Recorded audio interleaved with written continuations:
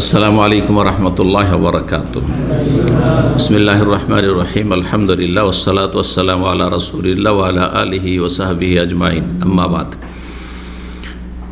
আল্লাহ রাব্বুল আলামিনের প্রশংসা, সালাত এবং সালাম নাজিল হোক নবী সাল্লাল্লাহু আলাইহি সাল্লামের ওপর। আজ 28শে জমাদাস সানি 1444 হিজরি মোতাবেক 21শে জানুয়ারি 2023। 10টি প্রশ্ন রয়েছে, ইনশাআল্লাহ তাআলা সংক্ষেপে উত্তর দেওয়ার চেষ্টা করব। আল্লাহ তৌফিক দান করেন এবং সঠিক কথা আল্লাহ রাব্বুল আলামিন বলার শক্তি দান করেন, ভুলভ্রান্তি আল্লাহ মাফ করেন। প্রথম প্রশ্ন করেছেন এক ভাই, বলছেন আসসালামু আলাইকুম রহমতুল্লাহ। ওয়ালাইকুম সালাম রহমতুল্লাহ। আমার আব্বার নাম আব্দুল গফুর মোল্লা। আব্বার নামে গফুর বস্ত্রালয় বলে কাপড়ের দোকান আছে। ইসলামিক দৃষ্টিতে এই নাম থাকলে কি কোনো গুনাহ হবে? গুনাহ হবে না, তবে এই ধরনের নামগুলো খুব পছন্দনীয় না, যে আপনি আল্লাহর নাম অথবা কোনো একটা জিকির আজকার আপনার দোকানপাটের নামে ব্যবহার করবেন। যেমন ভারত বাংলাদেশে বিসমিল্লাহ হোটেল আছে, বাংলাদেশ আছে, ইন্ডিয়া তো আছে বিসমিল্লাহ হোটেল, তারপরে আলহামদুলিল্লাহ হোটেল, আলহামদুলিল্লাহ হোটেল, তারপরে এই তো গফুর বস্ত্রালয়। হ্যাঁ, তো আসলে আল্লাহর নাম আর ইসলামিক যেসব পরিভাষাগুলি সেগুলি আপনার দুনিয়ার জন্য ব্যবহার করা সুয়ে আদব মনে করি, ভালো জিনিস নয়। তবে হারাম বলা মুশকিল, হারাম বলা যাবে না। এরকম নাম না রাখাই ভালো, বা এই নামে এসব না করাই ভালো। জি। 2 নম্বর বলছেন আসসালামু আলাইকুম। ওয়ালাইকুম আসসালাম রহমতুল্লাহ। আমি যখন থেকেই ভালো মন্দ বুঝতে শিখেছি তখন থেকে খেয়াল করছি আমার সাহস খুব কম। আল্লাহ যেন সাহসী বানিয়ে দেন। আমি অল্পতেই যে কোনো কিছুতে বা মানুষকে ভয় পেয়ে যাই, কোনো কিছুতে সাহস করতে পারি না। এই ভয়ের জন্য আমি জীবনে অনেক পিছিয়ে যাচ্ছি। আল্লাহ ওইটাই তকদিরে রেখেছিল, চেষ্টা করে যান। এমনকি বড় হওয়ার পরেও আমাকে এই সমস্যাটা পেরেশান করে। আমি মুসা আলাইহিস সালামের দোয়াটা পড়ার চেষ্টা করি, কিন্তু ফল পাচ্ছি না। ফল পাচ্ছেন না, আপনার মধ্যে কোনো সমস্যা আছে এই জন্য। আল্লাহ যদি আমাকে ফিতরাতগতভাবে সাহসী না বানায়, তবে এতে আমার কি দোষ? জি, ফিতরাতগত সব কিছুই নয়, কিছু আছে অর্জিত। কিছু কিছু মানুষের ক্ষমতা আছে যেগুলি হচ্ছে কাসাবি, ফিতরি আর কাসাবি। মানুষের মধ্যে যেই ক্ষমতাগুলি আছে বা মেধা আছে সেগুলি 2 ভাগে বিভক্ত, শুনে রাখেন।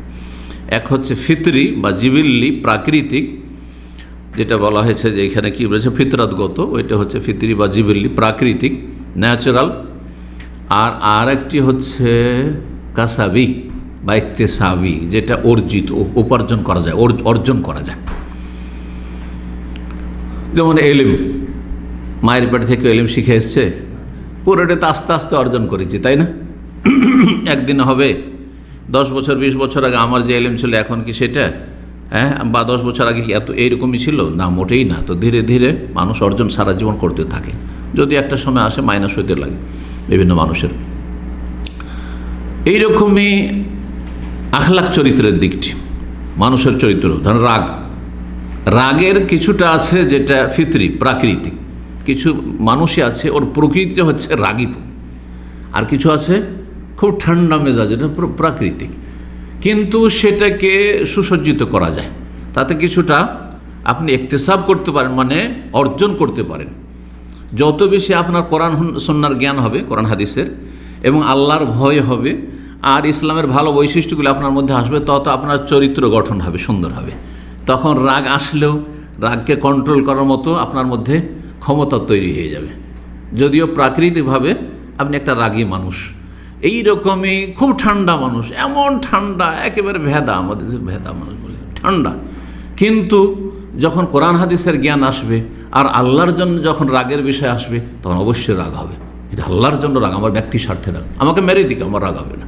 আমাকে গাল দিক, রাগ হয় না।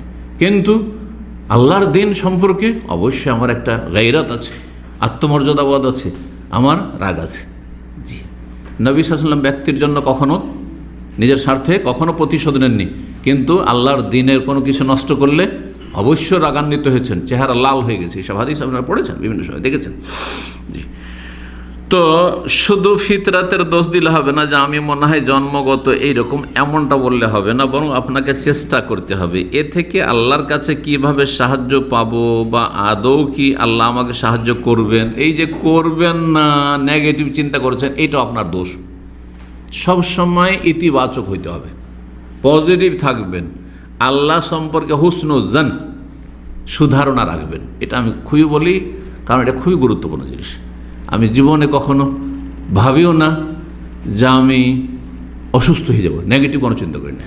আমি অচল হয়ে যাব, বা আমি এই হয়ে যাব তো সে হয়ে যাব, আমি অভাবী হয়ে যাব, আমি কি করে চলবো, এইসব চিন্তাই করি না। কারণ এই চিন্তাতে আমাকে সর্বনাশ করবে, আমার কোনো উপকার করে দেবে না।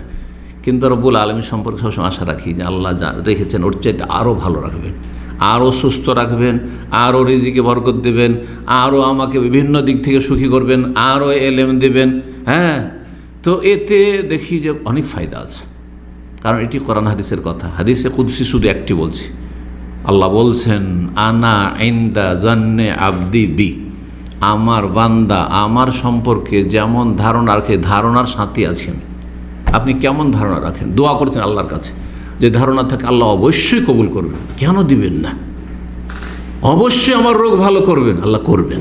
কারণ আপনার ইয়াকিন আছে যে আল্লাহ আমাকে অসহায় ছেড়ে, আমার রব আমার মা বাবার চাইতে অনেক দয়ালু, তিনি তুলনাই চলে না। রবের রহমতের সাথে, রবের দয়ার সাথে মা বাবার তুলনা, কোনো তুলনা চলে না। মা বাবা কতটা চেষ্টা করে ছেলে মেয়েদের জন্য, তার চাইতে অনেক আরহামুর রাহিমিন তিনি। এইভাবে যদি চিন্তা করেন তা আল্লাহ কখনো অসহায় ছিল, আল্লাহর রাজ্জাক, আমাকে রিজিক দেবেন। আর আপনি এসেছেন 2-4 মাস, আল্লাহ পরীক্ষা করছেন, চাকরি নেই, বাকরি নেই, আয় নেই, ইনকাম নেই, ধার করে খাচ্ছেন, কি খাবেন চিন্তা করছেন, পরের বাসায় থাকছেন। আল্লাহ মনে হয় দেশে ফিরেই যেতে হবে খালি হাতে, ঋণের বোঝা নিয়েই ফিরে যেতে হবে। না না, কখন না। আমার সম্পর্কে যেমন ধারণা রাখবে তেমন আমি দেব। সুবহানাল্লাহ, কি হাদিসে কুদসি। সুতরাং আল্লাহ সম্পর্কে সবসময় ভালো ধারণা রাখবে। মুনাফিকরা তাযুন্নুনা বিল্লাহি যুনুনা, আল্লাহ কোরআনে বলছেন সূরা আহজাবে, তারা আল্লাহ সম্পর্কে বিভিন্ন খারাপ ধারণা রাখে। মুহাম্মদ কখন গেল, উৎখাত হইল, এই যে এসছে না মক্কা থেকে এরা, কখন যে এরা সব সাফ হয়ে যাবে মদিনা থেকে, এইরকম করতো। শুধু এইরকম বিরূপ মন্তব্য আর খারাপ ধারণা, এদের পক্ষে সম্ভব এরা এসে এইখানে টিকে থাকবে? দেখেন আল্লাহ কীভাবে টিকালেন, সুবহানাল্লাহ। জি, তো আপনাকে পরামর্শ দেবো একটি দোয়া কর। সহিহ বুখারীতে রয়েছে, অন্যান্য হাদিসের কিতাব রয়েছে, খুব প্রসিদ্ধ দোয়া। আল্লাহুম্মা ইন্নী আউযু বিকা মিনাল হাম্মি ওয়াল হাযানি ওয়াল জুবনি ওয়াল বুখলি ওয়াল আজজি ওয়াল কাসলি ওয়া মিন গালাবাতিদ দাইনি ওয়া কাহরির রিজাল বা গালাবাতির রিজাল ওয়া দালঈদ দাইনি। কোনটাতে গালাবাতির দাইনি আছে, কোনটাতে দালঈদ দাইনি ওয়া গালাবাতির রিজাল। সবগুলো অর্থ করে লম্বা হয়ে যাবে, কিন্তু একটু অর্থ না করলে বুঝবেন না যে দোয়া করছেন। এর সমস্যা কি? সাহস নেই, তাই না? তার মানে কাপুরুষতা, তারপর অপারগতা, আর এই দুটো থেকে আশ্রয় কামনাইতে রয়েছে। আল্লাহুম্মা ইন্নী আউযু মিনাল হাম্মি ওয়াল হাযান, আল্লাহ দুশ্চিন্তা, হাম মানে দুশ্চিন্তা থেকে আল্লাহ তোমার কাছে আশ্রয়, আমার যেন দুশ্চিন্তা জীবনে না আসে, টেনশন না আসে। ওয়াল হাযান, আর শোক থেকে, আমার শোকের ছায়া যেন আমার জীবনে না নেমে আসে। এখন ধরেন আপনার আপনজন প্রিয়জন যদি একে একে মাইনাস হয়ে যায়, এ মরলো ও মরলো, আর আপনি একা থেকে যাচ্ছেন, শোকের ছায়া নেমে আসবে না? আল্লাহ এমনটা করিও না আমাকে, এমন যেন না হয়, এমন শোকের ছায়া না নেমে আসে, সব কিছু শেষ, শোকের ছায়া নেমে আসলো, এমনটা যেন না হয়। কত সুন্দর দোয়া, একটা শব্দ, ছোট্ট ছোট্ট শব্দ। হাম দুশ্চিন্তা, হাজান মানে হচ্ছে শোক, আর ওয়াল জুবনে ওয়াল বখলে, জুবন মানে হচ্ছে কাপুরুষতা, হিম্মত হয় না, কাপুরুষ। জি, এটা যে সাহস হয় না, এটা কাপুরুষতা না। বীর পুরুষ হবেন আপনি, সাহসী পুরুষ হবেন। কেন হবে না আমার দ্বারা? আরে জান না থাকলেও মানুষ হিম্মত করলে হইতে পারে, হিম্মত করলে হইতে পারে। জি, তো হিম্মত করতে হবে, মানুষকে সাহস করতে হবে। দেনেওয়ালা তো আল্লাহ, কিন্তু আপনার সাহস থাকতে হবে, আশা থাকতে হবে যে আল্লাহ দেবেন। আল্লাহ কাপুরুষতা থেকে তোমার আশ্রয় চাইছি, আর অল্প খুললে কৃপণতা থেকে, কৃপণ যেন না হয়, বখিলে যেন না আসে আমার মধ্যে। আর অমিনাল আজজে ওয়াল কাসালি, আজজ মানে অপারগতা, সব কাজে পারবো না, সব কাজে পারবো না। কোম্পানিতে কাজ করতে গিয়ে বলছে এই তোকে কম্পিউটার কাজ করতে হবে, না মাফি মালুম, জানি না। মালুম করেন আপনি, শিখেন। গাড়ি চালাইতে হবে, বলছে আমার দ্বারা হবে না, আমাদের ইসলাম সেন্টারে এক ছেলে ছিল এরকম, ওকে বললাম যে গাড়িটা শিখানো অনেক ফায়দা হতো। বলছে আমার হিম্মত নেই, একে তো চোখে কম দেখি, চশমা লাগানো আছে খুব পাওয়ারের, আর তারপর বলছে আমার এই বুকটা এত দুর্বল যে আমার সাহসী হয় না যে আমি স্টিয়ারিংয়ে বসতে পারবো। কথা না, খবরদার না, পারবো আমি, কেন পারবো না, আমি পারবো। জি, তো দেখেন আমরা সব শিখেছি এখানে এসে, কম্পিউটার শিখেছি এখানে এসে, জিরো থেকে। অন অফ জানতাম না, অন অফ জানতাম না, ডাইরেক্ট দিলাম বন্ধ করে, এরকম ছিল, কিছুই জানতাম না। আর তারপরে ড্রাইভিং, স্টিয়ারিং জীবনেও ধরিনি দেশে, এখানে এসে আলহামদুলিল্লাহ, আলহামদুলিল্লাহ। তো কথা হচ্ছে যে দিন দুনিয়া যত পারেন শিখেন, সাহস লাগবে, আজ অপারগতা যেন না আসে, আল্লাহ আশ্রয় চাইছি। অল কাসাল, আর অলসতা, অলসতা আসলে অপারগ, ও যাবো না আজকে, রোদ লাগছে, এ খুব গরম, তো এই প্রচণ্ড ঠান্ডা, আজকে ডিউটিতে যাবো না, শুয়ে থাকি, হবে কাজ, এগুলো হচ্ছে কাসাল, অলসতা। জি, তারপরে ওগালাবাতির দাইন, আর যেন ঋণের বোঝা না চেপে যায় আল্লাহ। ওগালাবাতির রেজাল, আর জালেমরা যেন আমাদের মাথার উপরে না চেপে যায়, জালেম শাসক, জালেম মুদির, জালেম ফোরম্যান সুপারভাইজার, হ্যাঁ, জালেম গ্রামের মণ্ডল মাতবর, এরকম যেন না চেপে যায়। কত সুন্দর দোয়া, সুবহানাল্লাহ। তো এই দোয়া করতে বলবো ইনশাআল্লাহ তাআলা, আস্তে আস্তে তার সাথে সাহসও করতে হবে, শুধু দোয়া পড়লে হবে না, দোয়ার সাথে চেষ্টাও করতে হবে।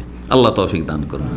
3 নম্বর প্রশ্ন বলছেন, আসসালামু আলাইকুম। ওয়ালাইকুম আসসালাম ওয়া রাহমাতুল্লাহ। শেখ, বর্তমান বিশ্বে মুসলিমরা নির্যাতিত, নিপীড়িত, এর থেকে উত্তরণের উপায় কি? কোরআন এবং হাদিসে স্পষ্ট বলা হয়েছে, আমি গত সপ্তাহে আলোচনা করেছি, সূরা ইসরার আয়াত, হ্যাঁ, ওয়াইন উদ্তুম উদনা, তোমরা ফিরে আসো, আমি ফিরে আসো, ফিরে আসেন, আল্লাহর দিকে ফিরে আসেন।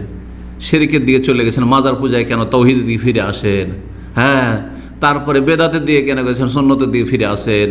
মসজিদ বিমুখ কেন হয়েছেন, বেনামাজি, শতকরা 95 জন মুসলিম বেনামাজি কেন, মসজিদে সবাই ফিরে আসেন, দেখেন আল্লাহ মদদ করে কি করে না।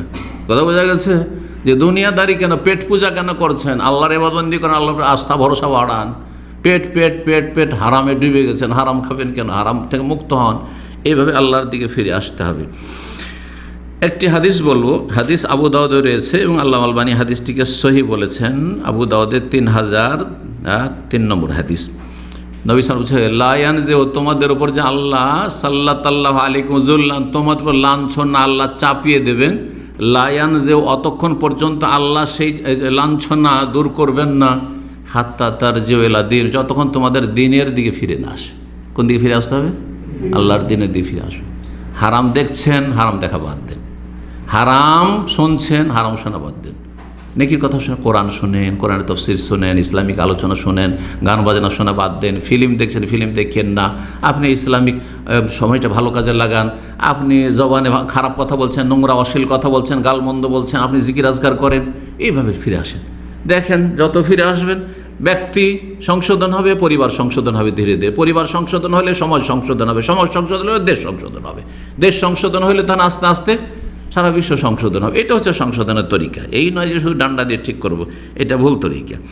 আল্লাহ তৌফিক দান করুন। ফিরে আসেন ইসলামের দিকে, সবাইকে বলছি আল্লাহ তৌফিক দান করুক। 4 নম্বর বলছেন, আসসালামু আলাইকুম। ওয়ালাইকুম আসসালাম ওয়া রাহমাতুল্লাহ। 2 জন ছেলে মেয়ে বাড়ি থেকে পালিয়ে বিয়ে করেছে, আল্লাহ হেদায়েত করুক। যদিও তাদের ফ্যামিলি মেনে নিয়ে দ্বিতীয়বার বিয়ে দিয়েছেন। এখন কথা হচ্ছে, এই যে প্রথমবার তারা পালিয়ে বিয়ে করেছিল, এতে কি মেয়ের বাবার হক মেয়ের দ্বারা নষ্ট হয়েছে? অবশ্যই নষ্ট হয়েছে। শুধু মেয়ের হক নষ্ট হয়নি, আল্লাহর হক নষ্ট হয়েছে সব আগে। তারপর এমনিতে কেউ পালাবে না। একটা মেয়ে একটা ছেলেকে চেনে, এমনিতে ওর সাথে টান দেবে নাকি? তার আগে কতগুলি জেনা হয়েছে। বড় জেনা না হইলেও বাকি সব জেনা হয়েছে। কথার জেনা হয়েছে, চোখের জেনা হয়েছে, অন্তরের জেনা হয়েছে। ওকে ছাড়া থাকতে পারে না, এ ওকে ছাড়া থাকতে পারে না, ছেলে মেয়েকে ছাড়া, মেয়ে ছেলেকে ছাড়া থাকতে পারে। সবগুলি তো জেনা। নবী সাল্লাল্লাহু আলাইহি ওয়াসাল্লাম বলেছেন প্রতিটি অঙ্গ প্রত্যঙ্গ মানুষের জেনা করে। তারপরে টাচ হয়েছে, হাতের জেনা হয়েছে। ওই মেয়েটার কাছাকাছি হওয়ার জন্য পায়ে হেঁটে গেছে, পায়ের জেনা হয়েছে। সমস্ত জেনা হয়েছে। সমস্ত জেনা হওয়ার পরে হইতে পারে যে বড় জেনা পর্যন্ত হয়ে গেছে, আর তারপরে তখন পালিয়েছে। এমনিতে পালায় কেউ? পালাবে এমনিতে? তো এই যে চ্যাটিং ফ্যাটিংগুলো বেগানা মহিলার সাথে, বেগানা পুরুষের সাথে, এগুলো সব জেনা, সব জেনা। আপনি কি মনে করছেন প্রেম করা হালাল? হ্যাঁ, বা মকরুহ? না, জেনা, সব জেনা, সব জেনা। জি, আপনি যে কোনো সোশ্যাল মিডিয়াতে, না ওর সাথে টেলিফোনে কথা বলি না, শুধু ওর সাথে আমি হোয়াটসঅ্যাপে চ্যাটিং করি বা ওই মেসেঞ্জারে চ্যাটিং করি, সব জানা আপনার, কেন বেগানা পুরুষের সাথে? আপনার মায়ের সাথে যদি এই চ্যাটিং কেউ শুরু করে, আপনার বোনের সাথে করে, তো কেমন লাগবে চিন্তা করুন। তো এই কথাই তো নবী সাল্লাল্লাহু আলাইহি বলেছেন যে তুমি পরের সাথে জেনা করতে চাইছো যুবক। আচ্ছা, তোমার মায়ের সাথে, তোমার খালার সাথে, তোমার ফুফুর সাথে, তোমার মেয়ের সাথে, তোমার বোনের সাথে যদি কেউ করে, তা তো মেনে নেবো না।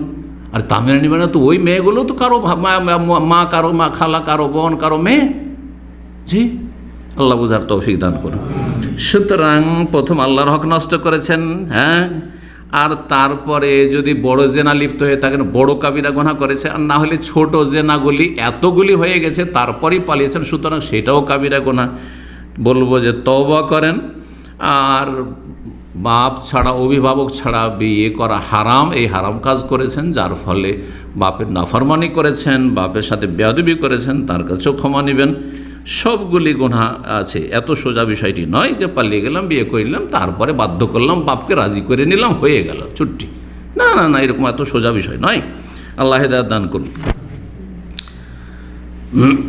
তারপরে ছেলেমেয়ের বাবার হক নষ্ট করার কি গুনাহ হবে? মেলাগুলি গুনাহ হবে, যেমনটা বললাম। আল্লাহ তওবা করো তৌফিক দি, খালেস অন্তর থেকে। 5 নম্বর প্রশ্ন বলছেন, আসসালামু আলাইকুম শাইখ। ওয়ালাইকুম আসসালাম রহমতুল্লাহ। আমার প্রশ্ন, নামাজের মধ্যে যে দুরুদ পড়ি আমরা, এটাকে দুরুদ ইব্রাহিমি বলা যাবে কি? বলা যাবে, তবে বলা সুন্নত নয়। কথা বোঝা গেছে? কেউ যদি বলে, কারণ আমাদের দেশে আহলে হাদিস কিছু আছে যাদেরকে আহলে হাদিস বানাইতে হবে, কিছু আহলে হাদিস এমন আছে যাদেরকে আহলে হাদিস বানাবার প্রয়োজন আছে, মানে তাদের মধ্যে এমন কিছু ভুল ভ্রান্তি আছে, বাড়াবাড়ি আছে। তার মধ্যে একটা যে প্রত্যেকটা কথা এই নাম আছে, বলে যে দুরুদ ইব্রাহিম কি কোনো আয়াতে আছে, কোনো হাদিসে আছে? তাই বলবো তাদেরকে যে সূরাতুল বাকারা, যে তোমরা বলছো সূরা, এটা সূরা বাকারা, এটা সূরা আনআম, হ্যাঁ, সূরা আলে ইমরান, এই কথাটা কোথাও আছে? কোথাও নেই। তাহলে কেন বলছো সূরা বাকারা? কেন এটা সূরাতুল ফিল বলছো? এভাবে বলতো না সাহাবায়ে কেরাম। সাহাবায়ে কেরাম এভাবে বলতেন না, বলতেন আসসূরা আল্লাতী তুযকারু ফীহাল বাকারা, এমন সূরা যেই সূরায় গাভীর ঘটনা রয়েছে। আসসূরা আল্লাতী ইউযকারু ফীহা আলে ইমরান, এমন সূরা যেই সূরাতে আলে ইমরান, ইমরান বংশের আলোচনা রয়েছে। আসসূরা আল্লাতী যুকিরাত বা তুযকারু ইউযকারু ফীহাল ফিল, যাতে ফিলের ঘটনা রয়েছে। বলেন এরকম করে। এই জন্য বলবেন যে না, দুরুদ ইব্রাহিমে তো আসেনি, সেই জন্য বলা চলবে না, খুব বাড়াবাড়িটা আছে। হ্যাঁ, তো যার ফলে ইসলাম বাড়াবাড়ি নেই, ছাড়াছাড়িও নেই। বাড়াবাড়ি থেকে নিষেধ করেছি, তার মানে এই যে ছাড়াছাড়ি শুরু করবেন আর বেদাতির সাথে মিশে যাবেন, এটাও নয়, কিন্তু মধ্যম পন্থা অবলম্বন করা জরুরি। তো দুরুদ ইব্রাহিম বলা যাবে, কিন্তু যদি বলে দুরুদ ইব্রাহিম বলে নামকরণ করা সুন্নাত না, সুন্নাত নয়, কিন্তু জায়েজ, পরিচয়ের জন্য, চেনার জন্য। জি। 6 নম্বর প্রশ্ন বলছেন, আসসালামু আলাইকুম। ওয়ালাইকুম আসসালাম রহমতুল্লাহ। শেখ বলছেন, আমার বাড়ি আমি ভারত থেকে বলছি।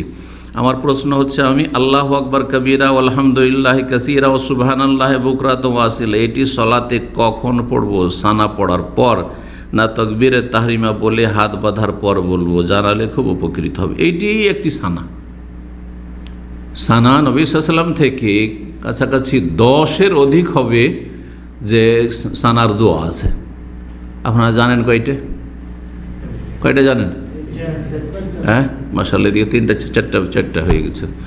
তো তার মধ্যে একটি হচ্ছে আল্লাহু আকবার কবীরা আলহামদুলিল্লাহি কাসীরা ওয়া সুবহানাল্লাহি বুকরাতাও ওয়া আসীলা।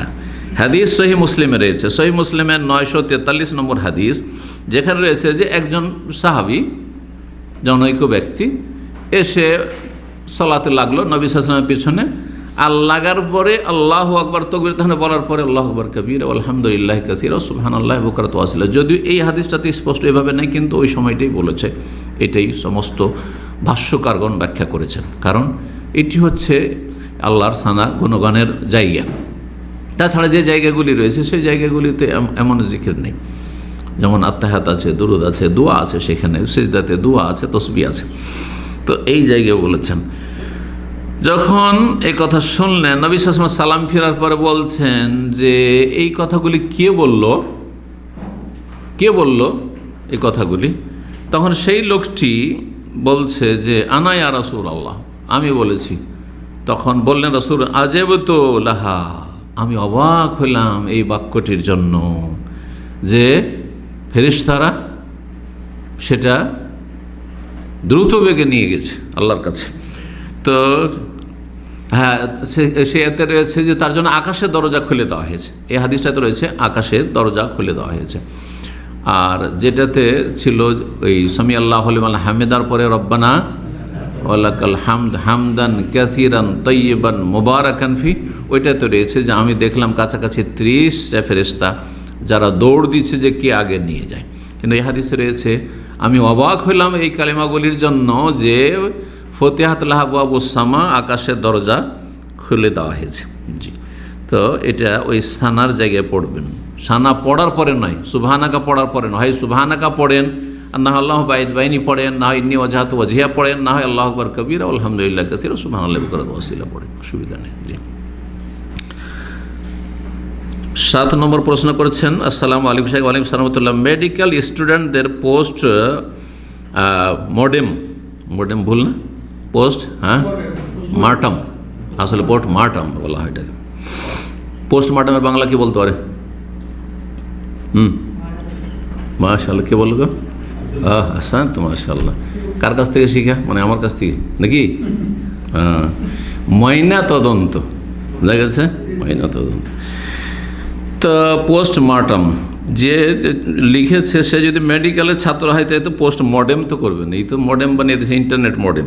জি, পোস্ট মার্টাম ক্লাসে করানো হয়, কিন্তু এখানে ছেলে মেয়ে উভয় মেডিকেল স্টুডেন্টরা সরাসরি মৃত একটি লাশের পোস্ট মার্টাম ক্লাসে শেখানো হয়, পোস্টমার্টম ক্লাস শেখানো হয়।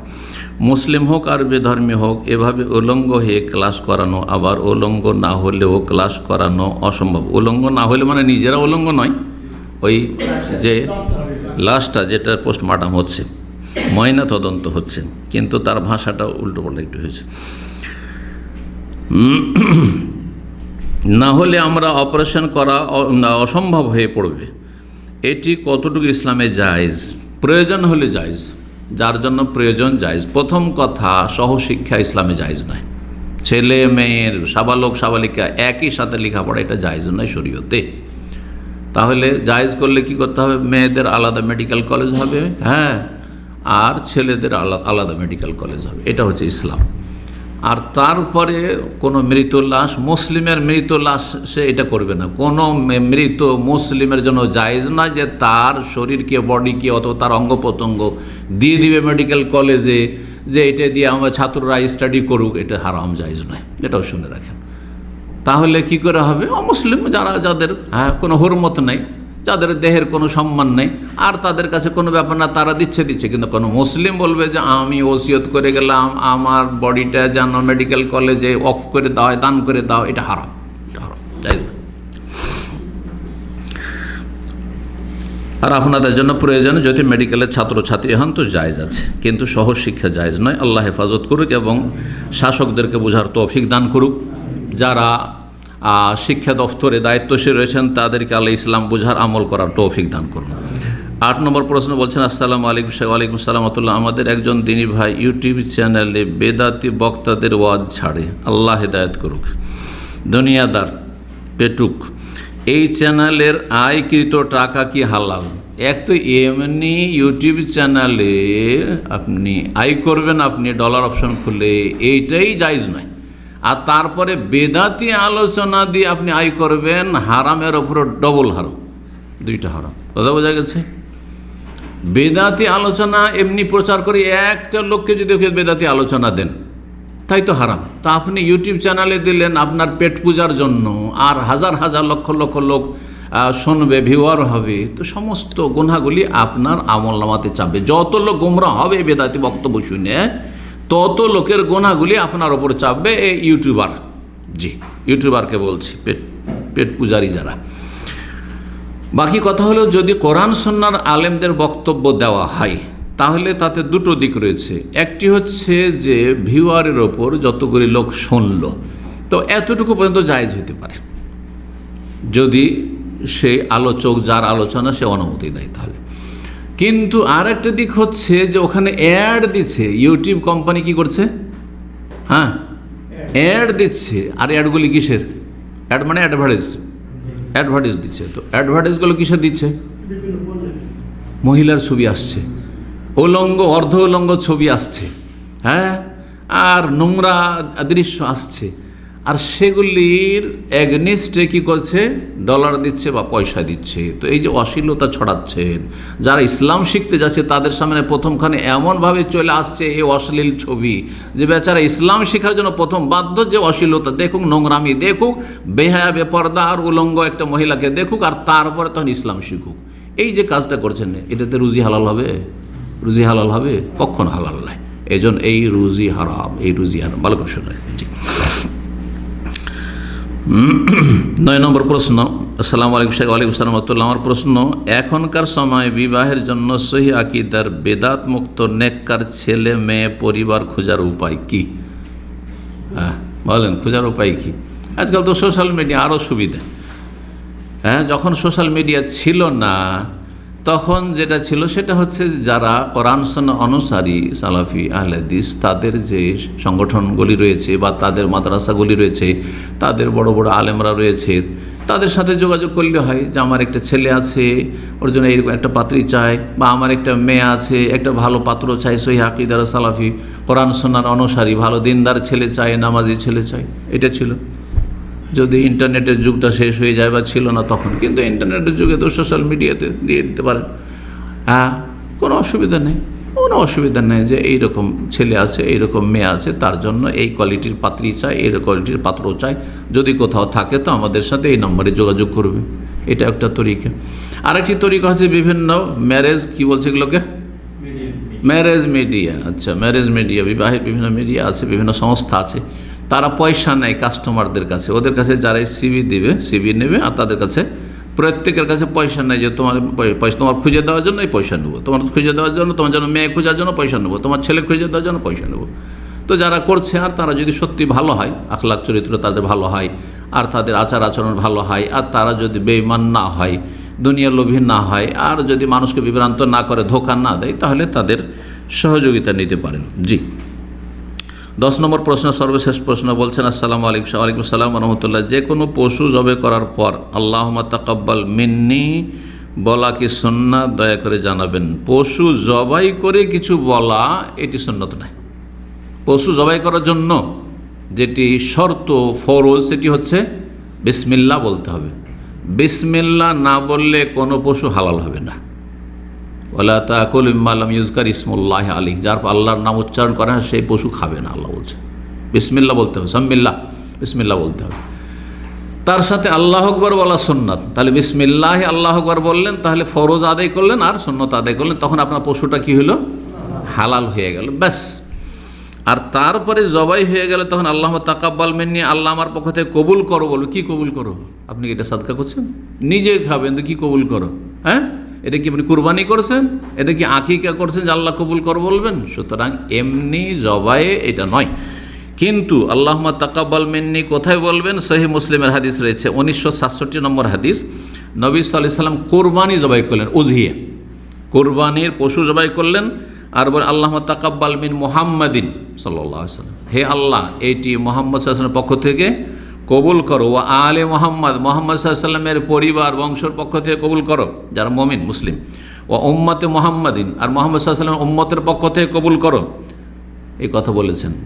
আর তারপর সুম্মা যাহা বিহি, তারপরে জবাই করেছেন বিসমিল্লাহ বলে, এটা বলে তারপরে জবাই করেছেন। তো এই দোয়া কখনো বলবেন? ধরেন কুরবানি জবাই করছেন, আকিকা জবাই করছেন, ইবাদত বন্দেগী, সাদকা করবেন, একটা দান করবেন, জবাই করছেন, গোশতগুলো দান করে দেবো সবকে, তখন বলতে পারেন। কিন্তু এমনি জবাই করছেন নিজে খাওয়ার জন্য, মুরগি জবাই করছেন, অত খাসি জবাই করছেন, গরু জবাই করছেন, সেই ক্ষেত্রে বলা প্রযোজ্য নয়, বরং বেদাত হবে। এখানে আলোচনা শেষ করছি। ওয়া সাল্লাল্লাহু আলা নবিয়িনা মুহাম্মদ ওয়া আলা আলিহি ওয়া সাহবিহি আজমাইন।